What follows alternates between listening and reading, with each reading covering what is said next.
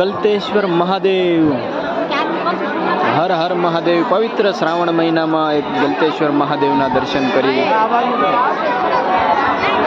ધન્યતા અનુભવીએ છીએ મિત્રો. એક મૂર્તિ છે, આ ગલતેશ્વર મહાદેવનું જૂનું મંદિર છે મિત્રો.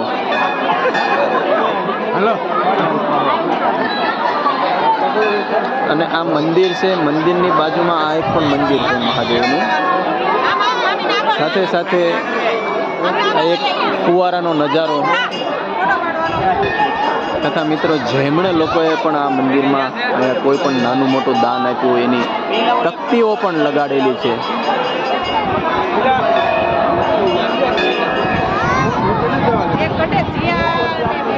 અને અહીંયા એમ કહેવાય છે કે એક કુંડ પણ છે બહુ જ મોટો.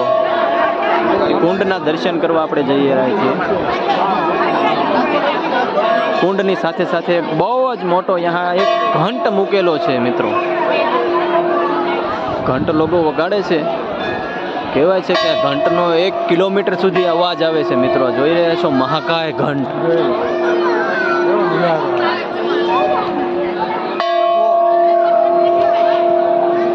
સાંભળી રહ્યા છો મિત્રો આ ઘંટનો એક અવાજ. આપણે અહીંયા મિત્રો નદીના એકદમ કાંઠે ભવ્ય મંદિર.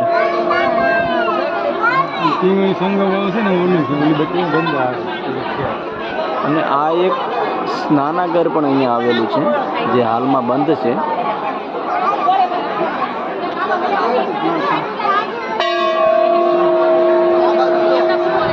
આ મંદિર છે, જૂનું મંદિર છે, ગલતેશ્વર મહાદેવનું મંદિર છે. અને આ એમની પ્રતિમા છે બહુ જ ઊંચી. અંદાજિત 100 ફૂટ ઉપર તો હશે જ. જોઈ રહ્યા છો મિત્રો માણસો કેટલા નાના દેખાય છે મૂર્તિ સામે.